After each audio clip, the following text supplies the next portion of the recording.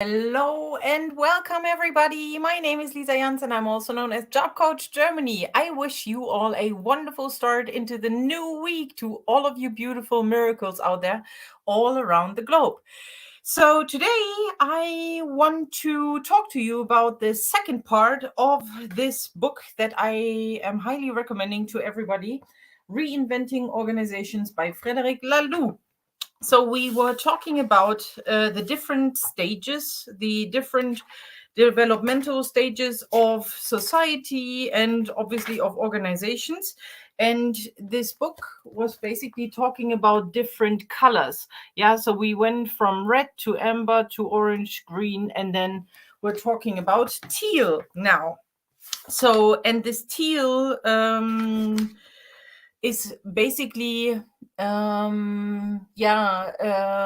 showcasing or representing an evolutionary worldview. And I left off with, how do these new organizations work then? That's basically the question. And for that, it's the author did a very cool thing, obviously, that is always very helpful, is telling a story. So I'm going to read this story to you so that you understand what I'm on about. To make sense of something new, it's always good to start with a story. Here is the story of neighborhood nursing in the Netherlands and of a pioneering organization called Buurtzorg. So actually there are different examples of companies that are currently already working in this sort of evolutionary style of management. And in this chapter in particular, the author Frederic Laloux is talking about Buurtzorg in detail and showcases different examples of what we can expect in management style with regards to what new work and the future of work can actually look like. And then later on, we will take a look at different examples as well. So, since at least the 18th century, every neighborhood in the Netherlands has had one or more nurses that worked outside of hospitals, visiting the sick and the elderly in their homes. During the 20th century, the social security system increasingly took over the costs of the system. In the 1980s, the Dutch government had an idea that made a lot of sense, seen from an orange/scientific industrial perspective. Yeah. Remembering, let's go back. So Orange had also some perks or some benefits, because obviously every evolutionary stage has different perks or benefits and breakthroughs. And with Orange came innovation, accountability, and meritocracy. So if all the nurses could be grouped into large organizations, economies of scale would kick in, generating savings for the taxpayer. So that's what the Netherlands thought, right? That would help. So nurses were pushed to affiliate with large organizations that started implementing modern management practices step by step. And these management practices were from the Orange stage, basically. Quickly, these organizations decided it was inefficient that the client would always be seen by the same nurse. And now, when I'm talking about this story, or when I'm reading this story to you guys, just keep in mind that just keep in mind your healthcare system. So the healthcare system that you have in your country right now, because I actually see a lot of similarities in this story to the German healthcare system that we are having currently. So, quickly, these organizations decided it was inefficient that the client would always be seen by the same nurse. A different nurse was now dispatched to clients every day based on availability. Higher flexibility meant less potential downtime for nurses between two clients. And call centers were set up in headquarters now that clients could no longer call their nurse directly. Just think about that. Yeah. So just imagine being ill, being sick, and then you have to you cannot call your direct nurse anymore, but you have to call a call center to talk about something that is very intimate to you. Yeah, do you like that? Well, I think I sure wouldn't.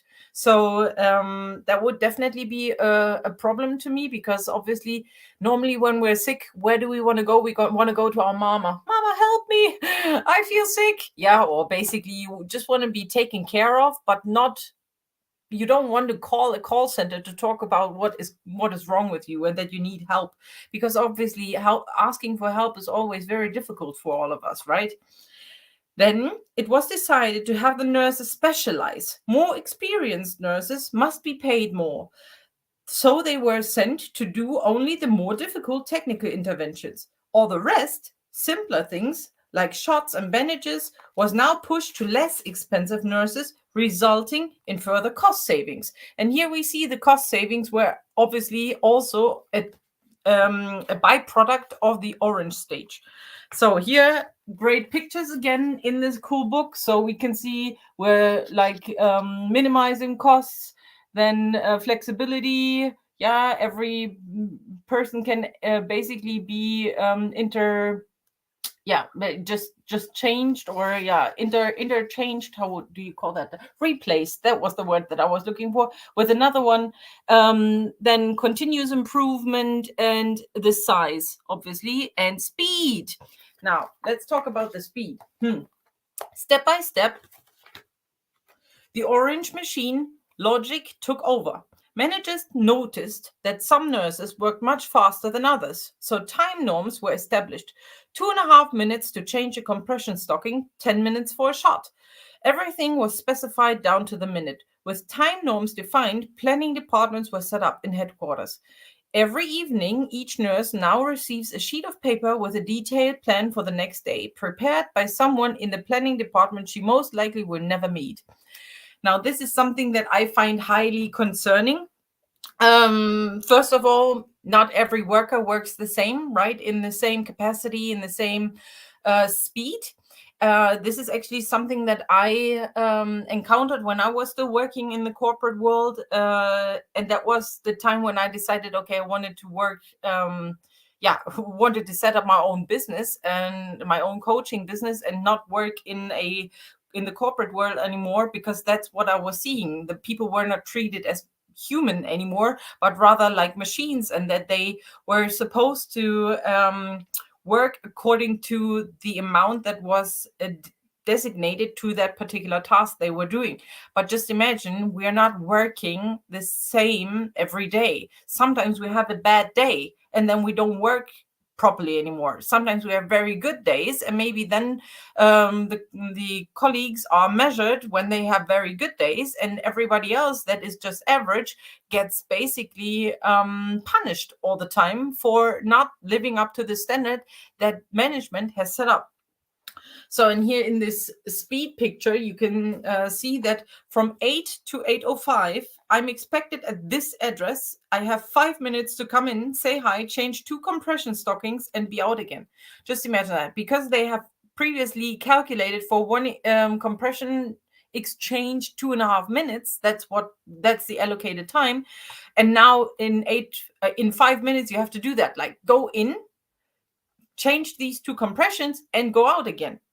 The planner's program calculated that it would take me 3 minutes to drive to my next client, where I'll have 10 minutes to give a shot. So then it's not taken into account that there might be traffic jam, or that something is wrong with the tires of the car, or anything like that. So basically, the nurse is in constant hurry.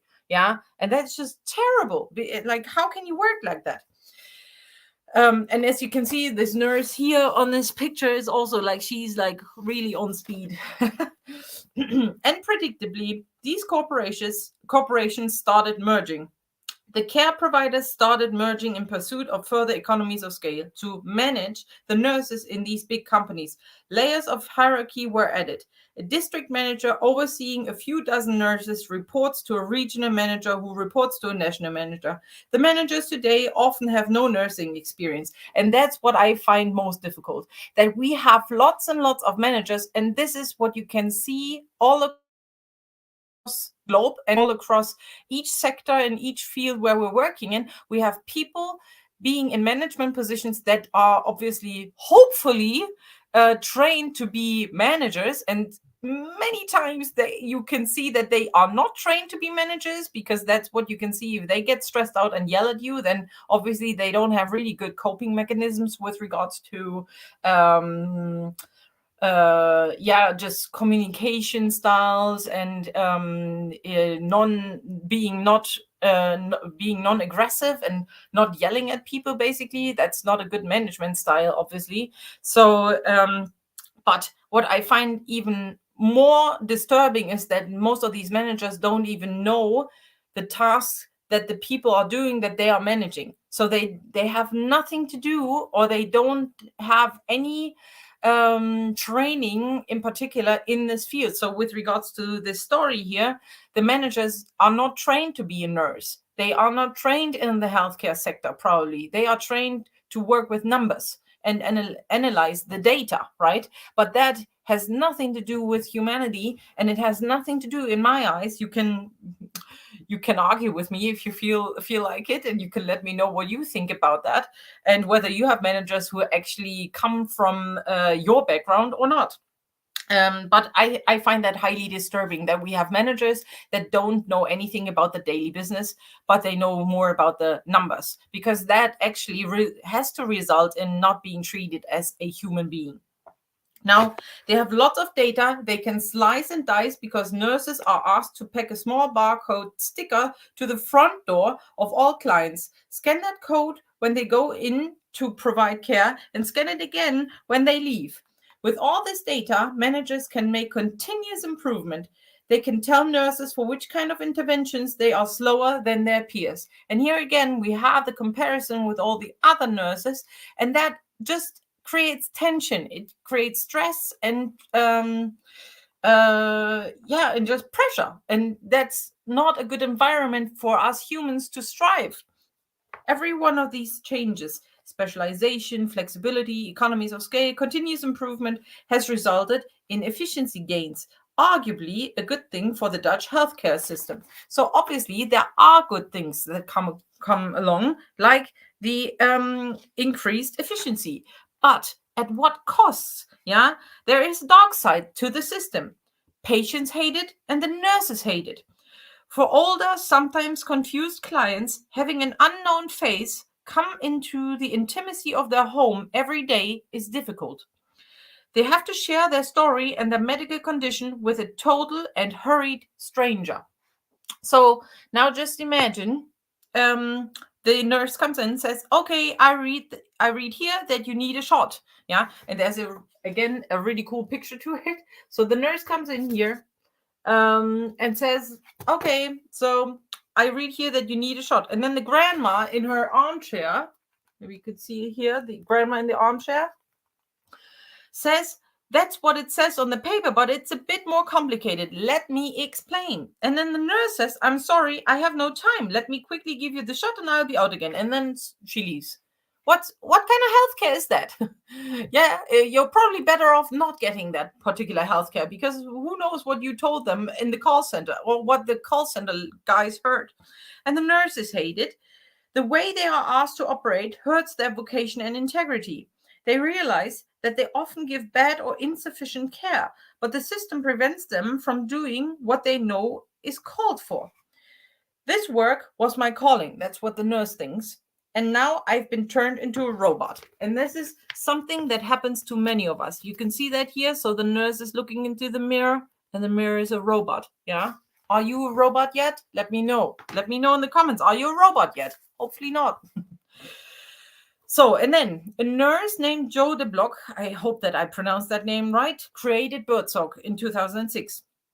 Quickly, he found that a self-organizing team of 10 to 12 nurses with no manager and no team leader was perfect to provide great care and a great workplace. And here you can see they were all sitting around a cool table and discussing stuff, discussing topics probably about the patients. With 10 people, we will have all the economies of scale. Each patient will see always the same one or two nurses. We will simply distribute the management task among us. Who wants to take care of the holiday planning? So basically, they are still doing the nursing stuff. If one of them goes on holiday or is ill, then another one can jump in and help out, so that the patient just sees one or two people, and then all of the other administrative tasks can be split amongst them, with a whole different perspective on healthcare. Care at its best is a small miracle that happens or not in the relationship of a patient and a nurse. The best care will happen when nurses are seen as professionals, when they are trusted. Give them freedom and they will offer truly great care. So just think about that. Yeah. You, for example, being a patient needing help, would you rather call a call center, tell them what is wrong, and then get some really random nurse come in, give you a shot or help change your bandages, or have the same person with you, or just two different people that will always take care of you and know what is going on? Okay. So the first thing a nurse from Buurtzorg does with a new patient is to sit down and drink coffee. So then the nurse asks the lady in the armchair, tell me, what are you still able to do and what can't you do anymore? Do you have children who could help you? And then the last one, oh, you haven't spoken with them in a while. Why don't we call them and ask them to come by? I'm happy to be there with you. Nurses often assist the patients in creating a network of support to feel less alone and less dependent. So, and it's not unusual that nurses help their patients get to know neighbors to tie a network of support. So Buurtzorg, this example of an evolutionary teal worldview management style, Buurtzorg has become a spectacular success story. Every month, Buurtzorg receives hundreds of applications from nurses wanting to jump ship. Buurtzorg now employs more than 9,000 nurses, or 2/3 of all neighborhood nurses in the Netherlands. The 9,000 nurses all work in small teams of 10 to 12 nurses without a leader in the team and with no manager above them. No one times the nurses' interventions with patients. And there's only one headquarters of just 28 people. And this is basically the picture that they decided to use. And I think this is incredible. This is incredible. Just imagine your workplace not having a manager and no team leader, but basically the team is working with one another. So now let's go back to Orange and what Orange says to that. Orange says, oh, that's just wonderful. A nurse that takes time to sit down and have a cup of coffee. But we live in a world where there's no time for that. Time is money. We can't afford that. This is what Orange would say, because it's, in their view, not efficient. But Buurtzorg has proven everybody wrong, because actually they are very successful. A few years ago, a study from Ernst & Young found that Buurtzorg uses less than 40% of the hours prescribed by the doctor. 30% of all emergency hospital intakes are avoided, and Buurtzorg saves the Dutch social security system hundreds of millions of euros every year.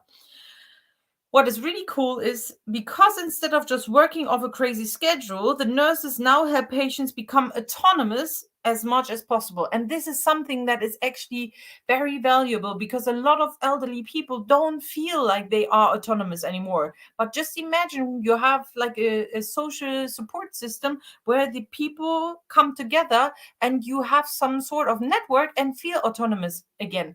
That will actually make your life more valuable in my eyes. And also a really cool side effect is the nurses know the patient so well that they can detect problems early on. And that's why obviously 30% of all emergency hospital intakes are avoided, which is really cool. But as I said beforehand, it's not just Buurtzorg that has this, serves as an example for the evolutionary teal worldview. But It's just one of several extraordinary pioneers that are reinventing their management styles. So there are others. So first of all, obviously, we talked about Burzog, who is home care nonprofit in the Netherlands with 9,000 employees. Then we have RHD, Human Services nonprofit in the United States, 4,000 employees. We have a third company called Sun Hydraulics, that is a manufacturing of hydraulic valves and manifolds. It's working globally, has 900 employees for profit. So they're working for profit. Then we have another for-profit company, Heiligenfeld, which is a network of mental health hospitals in Germany with 600 employees. And just remember, this book is from 2016, so these numbers have probably increased. Then there is Morningstar, a tomato harvesting, transport, and processing in California with 400 to 2,400 employees for profit. Then we have a company called Holacracy, organizational operating system adopted by many organizations throughout the world. Then we have Favi, F-A-V-I, a brass foundry automotive supplier in France with 500 employees. It's working for profit. Then another one in Germany, the ESBZ or ESBZ, publicly financed grade 7 to 13 school in Berlin, with 1,500 teachers, students, and parents. It's non-profit. Then number 9 is Patagonia. Maybe you've heard of that.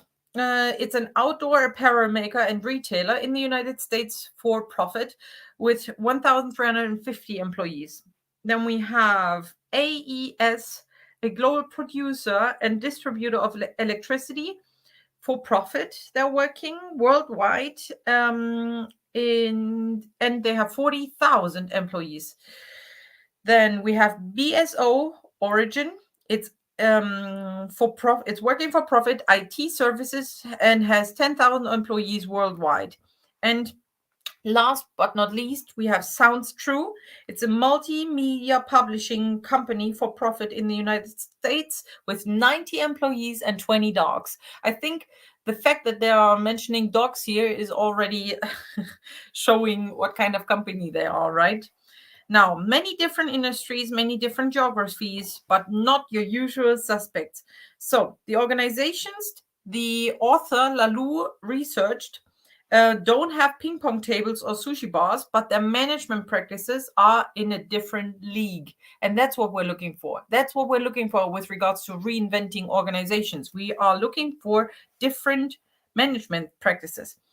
And it's also noteworthy that some organizations were founded with teal ideas from the beginning, while others operated with traditional management practices before a new leadership transformed them. So here, this shows you that there is hope for every company. So you don't have to build and form a company from scratch to start a teal evolutionary worldview where you set up different management styles, but you can actually use the company that you have right now and transform that. But obviously everybody has to string along and work together towards the same goal. So my advice to everybody would be to first get this book for everybody, especially the management level, and let them read it. Now, a new metaphor: organizations as living systems. So we were talking about the different stages of organizations and management styles, right? So in orange, we spoke about organizations as machines. In green, they use the metaphor of families. And now with regards to teal, the evolutionary worldview, the founders of teal organizations use a different metaphor with surprising frequency. They talk about their organizations as living organism or living system. Life, in all its evolutionary wisdom, manages ecosystems of unfathomable beauty, ever evolving toward more wholeness, complexity, and consciousness. Change in nature happens everywhere, all the time, in a self-organizing urge that comes from every cell and every organism, with no need for central command and control. So basically what it's saying is that nature is constantly changing, evolving, and it works out. Nature is still there.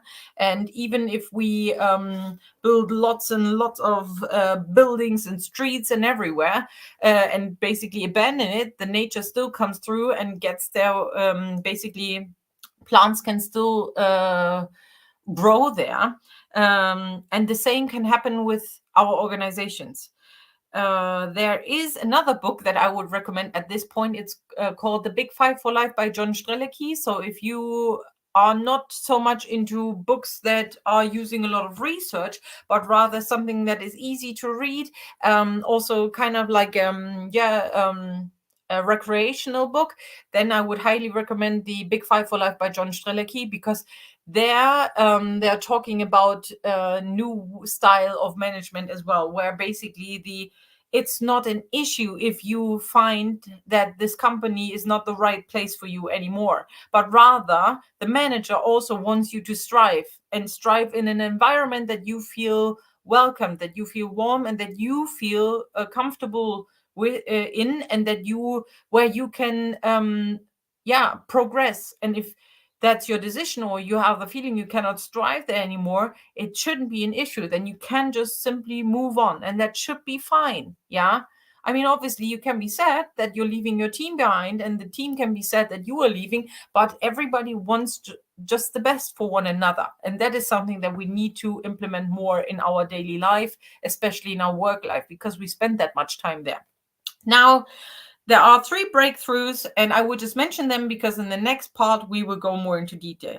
So 3 breakthroughs of teal organizations are self-management, wholeness, and evolutionary purpose. So the next video that I will make on that book will be about the self-management. So let me know in the comments what you think about reinventing organizations. Let me know what you think about new work and how you imagine the future of work to look like, so that you personally feel more fulfilled. And if you need help with that, to find out what kind of organization you need in order to strive and find your dream job, really define what your dream job actually looks like, feel free to reach out to me, because I'm here to help you. That's what I'm here for. I'm here to help you find your dream job here in Germany.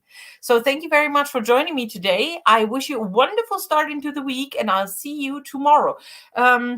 Tomorrow, I'm interviewing Kerstin, who is a finance ambassador, at 7 p.m. German time. And we will go through different questions that she will be asked from a customer point of view, from a client point of view, so that you understand what you can expect if you go to a financial counselor. So stay tuned for that, and I'll see you tomorrow.